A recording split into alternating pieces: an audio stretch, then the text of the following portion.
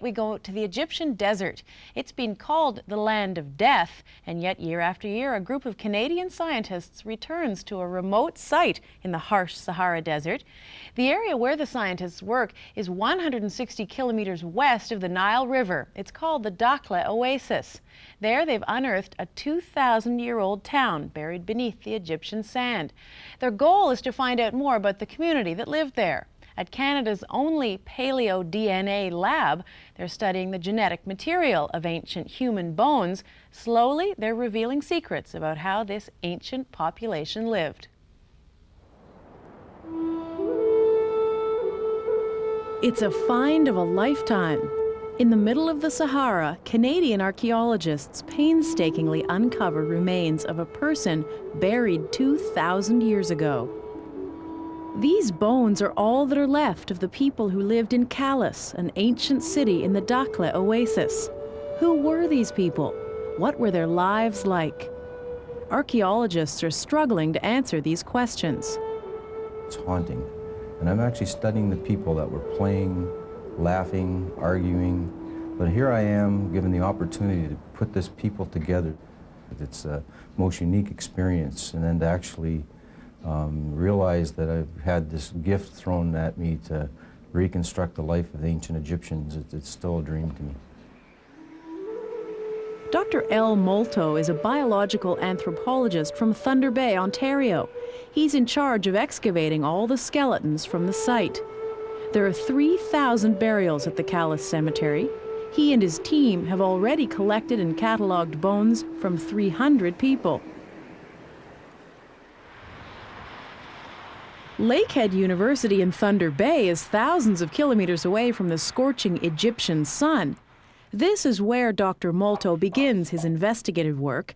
Step one is to scrutinize the bones for signs of disease.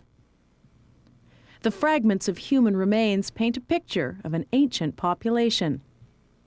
In this particular population as well, everybody at birth suffers from a condition called porotic hyperostosis, which is bubbly bone. It should look nice and smooth, like this, and yet what we're doing is we're getting changes that indicate that something's not right. And that something is probably the kids were anemic, and all of them suffered from this. The anemia is possibly a result of an iron-deficient diet. The holes are created when the body tries to produce more blood from bone marrow. Early life was difficult in Kallis. Half the children in the community died before their 3rd birthday. Those who survived childhood only lived until their late 20s. Dr. Molto believes at least a quarter of the population suffered from another disorder that may have contributed to a short lifespan. This is a condition where the spine doesn't fuse at the back. It's called spina bifida. And it's also called spina bifida occulta because it's hidden. And you can see, if by way of comparison, if you look, you can see it open here. There's no bone. It would have been cartilage. And here it's all fused. I do know, though, that this person died when they were very young, and they had this disorder. We can't say that spina bifida occulta caused the death, but it might have contributed in some way because the whole population, none of the individuals that have this lived up to an old age. Dr. Molto's analysis has also uncovered cases of tuberculosis, as well as the earliest cases of cancer and leprosy ever found. Leprosy is a contagious bacterial disease that causes disfigurement.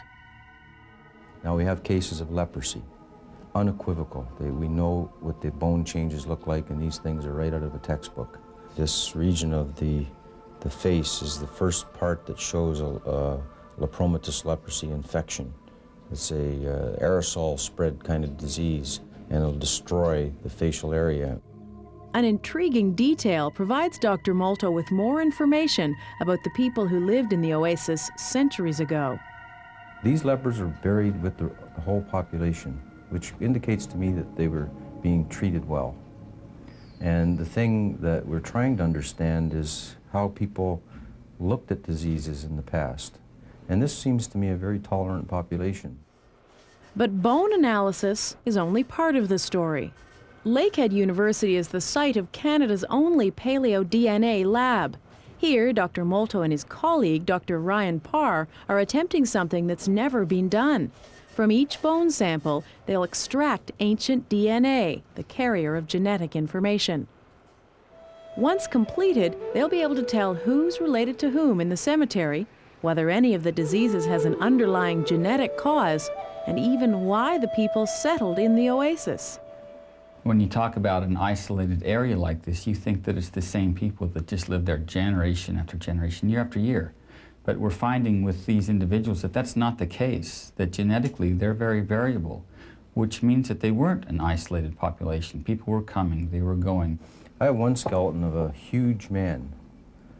He was probably 6'4", 6'5", didn't even fit into the population at all. He probably came in from outside of the region. We're going to study his DNA to see if he fits in. But ancient DNA is extremely fragile and easily contaminated. Proper precautions must be taken to ensure good results. So an extremely important consideration is that we don't contaminate these ancient extracts with our DNA, which is very easy to do because a person sheds many, many thousands, if not millions of particles just hanging around. That's why special clothing, gloves, and mask must be worn when working with the bones. In an enclosed fume hood, a technician sandblasts the bone to kill any modern DNA that might be on the surface. The bone will be placed in a mill where it will be ground into a powder. Later, chemicals will amplify and create several copies of the DNA sequence contained within. It's just the same as copying a piece of paper many times, an important document. Every one of us inherit a veritable library of genetic information from all of our ancestors. And this information is vast. If you were to put it in the context of a book, it would feel, perhaps, think in terms of 50 sets of encyclopedias. And the text in which this genetic information is written is a very simple alphabet, 4 letters, G, A, T, and C. And so we read this code, this simple code, and the very sequence of this code, the G, A, and the T, and the C, can vary from individual to individual. So can we get to the fine resolution where we can tell, well, this person belongs to this group, that person belongs to that group. Perhaps this person was Roman or of Mediterranean descent. This person was African. This person was Egyptian descent. This person may have been Greek. So that's the ultimate goal, the hope, but that remains to be seen. The scientists will return to Dakhleh again next year to continue their lifelong search to find out who these people were. I think what we're doing really is we're actually interviewing the dead. And that's a very intriguing process. Bones are holding the secrets, but we're getting at those secrets more and more now.